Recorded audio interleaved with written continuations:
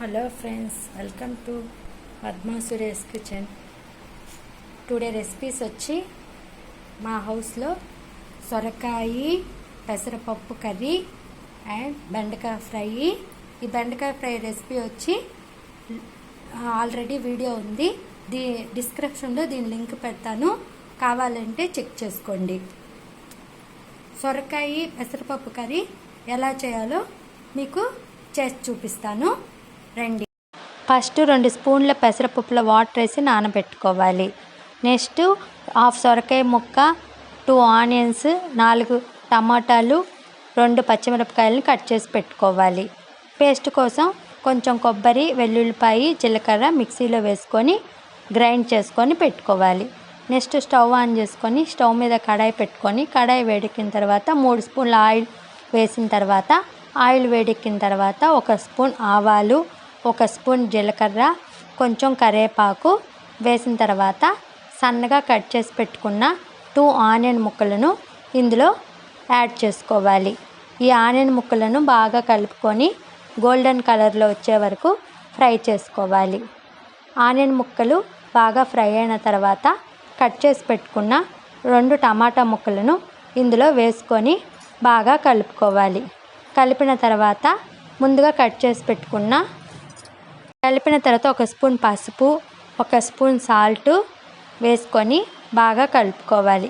కలిపిన తర్వాత ముందుగా కట్ చేసి పెట్టుకున్న సొరకాయ ముక్కలను ఇందులో యాడ్ చేసుకోవాలి.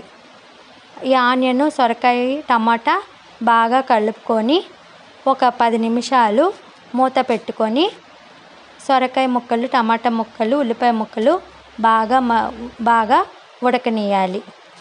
బాగా ఉడికిన తర్వాత ముందుగా నానబెట్టుకున్న పెసరపప్పును ఇందులో యాడ్ చేసుకోవాలి. పెసరపప్పు వేసిన తర్వాత 3 స్పూన్ల కారము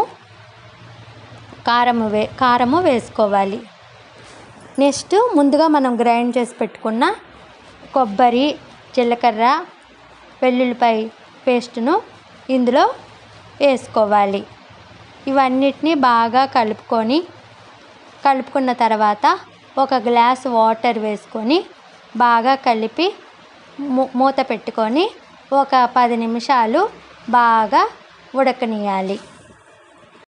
10 నిమిషాలు ఉడికిన తర్వాత మనం మూత తీసుకొని అప్పుడప్పుడు ఈ కర్రీని కలుపుతూ ఉండాలి. మధ్య మధ్యలో అప్పుడప్పుడు కలుపుతూ ఉండాలి. కలిపిన తర్వాత మళ్ళీ ఒక 10 నిమిషాలు మూత పెట్టుకొని కర్రీ దగ్గరికి వచ్చే వరకు బాగా ఉడకనియాలి. అంతే అండి, ఈ కర్రీ రెడీ అయిపోతుంది. ఈ కర్రీ వచ్చి ఈ కర్రీ రైస్కి బాగుంటుంది, చపాతీకి కూడా చాలా బాగుంటుందండి. అంతే అండి, టేస్టీగా ఉండే సొరకాయ పెసరపప్పు కర్రీ రెడీ అయిపోయింది. నేను చేసే రెసిపీస్ చాలా బాగుంటాయండి, తప్పకుండా మీరు ట్రై చేయండి. Thank you.